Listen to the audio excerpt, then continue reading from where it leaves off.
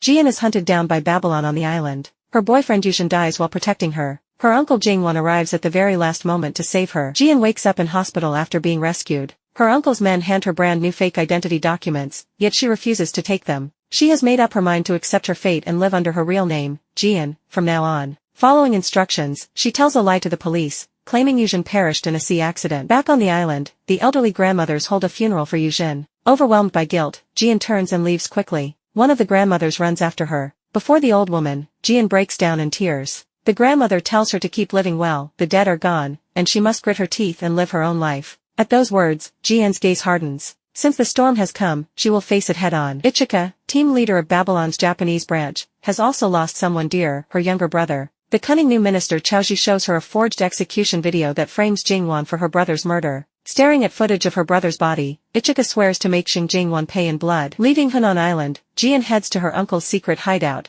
an ordinary-looking warehouse hiding a concealed basement. This is Jing Wan's operations hub. Guided by one of his associates, Jian goes inside, where Minhui is also present. Jing Wan shows her to the room prepared for her. As usual, it has no windows. Jian asks whether there are surveillance cameras inside. Jing Wan shakes his head, then hurries away to turn off the cameras and tells his men to dismantle them without Jian knowing. To Jing Wan, his niece may well be his only soft spot. Now that Jian is back, Jing Wan grows more determined to wipe out Babylon to keep her safe. Minhui poses as a tourist at the hotel where new minister Chao Ji is staying and secretly photographs information about his floor, planning an assassination opportunity. Jing Wan argues killing Chao Ji will not solve anything. If he dies, Babylon will simply send successive new ministers. Shortly afterwards, Jing Wan receives a message from lawyer Zhang, Babylon's Minister of Legal Affairs, requesting negotiations. Earlier, data from Babylon's servers had been leaked. The organization's secrets, including arms sales, are exposed to the press. Chao Ji is certain Jing Wan is behind the leak and therefore proposes talks.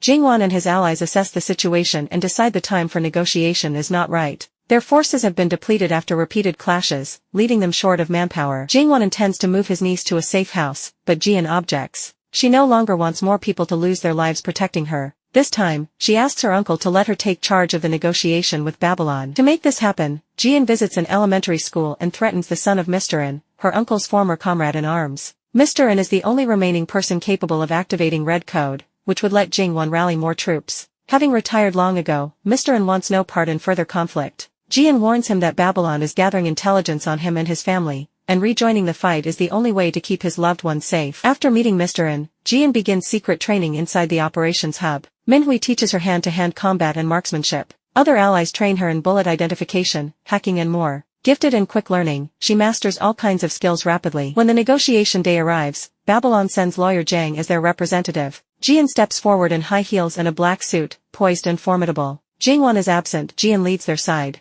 Lawyer Zhang dismisses her, seeing her as nothing more than a young girl. Unexpectedly, Jian slams her fist on the table. She calls out Chao Ji's name toward the camera attached to lawyer Zhang's chest. She declares that her side has sent a true representative, so Babylon ought to send its top leader to match her status. Hearing this, Chao Ji steps out of his vehicle and walks toward Jian with his men. Jian states that Jing Wan will step down and no longer take part in any contract-killing business. Now that she is in charge, she will not adopt her uncle's head-on confrontation tactics. To avoid mutual destruction, she proposes a partnership. She offers to hand over the server and share all contract-killing operations with Babylon. Once sufficient trust is built, she will sell the contract-killing business to Babylon for an appropriate sum. In return, she demands that Babylon cease hunting her uncle from this point onward. With that, Jian holds up the key to the truck parked behind her. If Chao Ji takes it, he accepts the deal. Chao Ji's subordinates have found out that Jing Wan only decrypted the leaked data, so Chao Ji hesitates to agree immediately. Seeing this, Jian activates the massive bomb inside the truck behind her. The bomb is linked to her biometric signal. Should her vital signs vanish, everyone present will be killed. While Chao Ji ponders, Jing Wan's men in the distance aim their guns at him. Faced with Jian's ruthless resolve, Chao Ji accepts the deal, takes the key, and leads his troops away. Only after witnessing his niece return safely does Jing Wan let out a sigh of relief. Mr. In has fought alongside him tonight, keeping his old promise to protect Jian. The allies are full of praise for Jian's performance. That night, Jian makes another request: everyone present should switch to green code from now on. They ought to be people who get protected, rather than sacrificing their lives for her. Her companions are deeply moved. Yet the crisis keeps brewing. Ba Xin, Jing Wan's former mercenary comrade and Jian's Muay Thai instructor, suddenly sends an urgent message begging Jing Wan for help.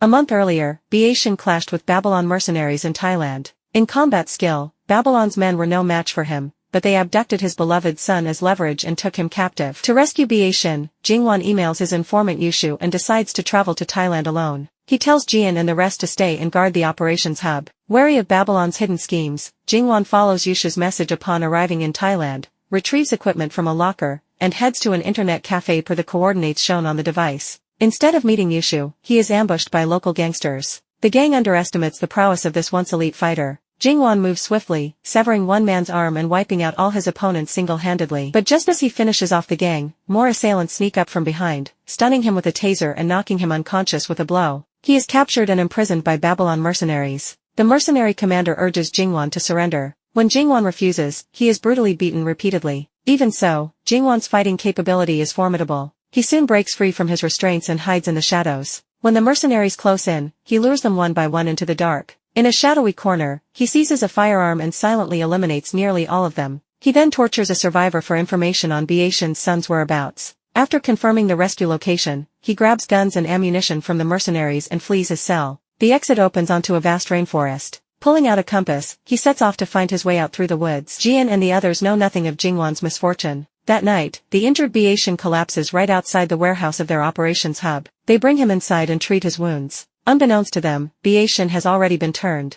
After his capture 1 month ago, Chaoji threatened his son to force his obedience. A listening device was surgically implanted inside Bae-shin's abdomen. He was told his son would remain unharmed only if he followed orders. To save his child, Bae-shin becomes a Trojan horse planted by Babylon within the enemy camp. Bae-shin shows Jian and the group an email and spins a lie. He claims it was sent to Jing Wan by a mole, and that the address marks where his son is being held. He says he was attacked after going there. Bae-shin has returned to Korea wounded, while Jing Wan, who traveled to Thailand, has vanished without a trace. Jian grows uneasy, realizing Bae-shin and her uncle never actually met. Bae-shin begins his infiltration mission. Guided by former associates, he quickly learns the new internal layout of the operations hub. At the same time, men sent by Chaoji secretly slip him a container holding a pendant identical to the one Bae-shin wears around his neck. Bae-shin puts on the new pendant. Through the infrared device inside it, Babylon's operatives start scanning the layout of the operations hub. Via the listening device implanted in Bae-shin's abdomen, Chaoji overhears conversations among Jing Wan's allies, gaining thorough knowledge of the compound. Jian is analyzing the email brought by Bae-shin. Attached to the message is a photo of a van. She suspects Bae-shin's son might be inside the vehicle. Bae-shin makes up an excuse to go rescue his son. Worried about him, Jian sends Minhui to accompany him. Upon arrival, Bae-shin suggests they split up.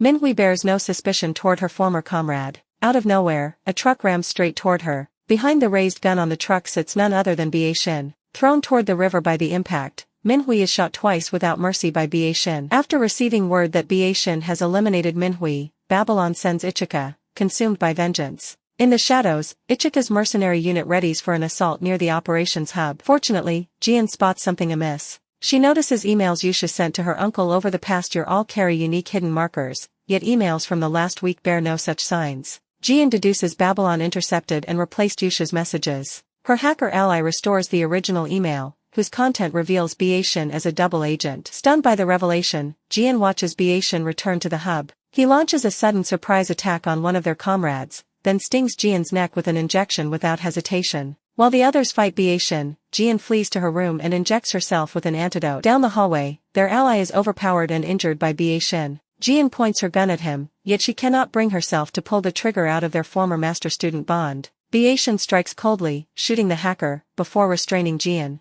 Having taken down nearly every ally, Bae-shin contacts Babylon. Ichika's mercenaries arrive on site. They believe capturing Jian will force Jing Wan to show himself.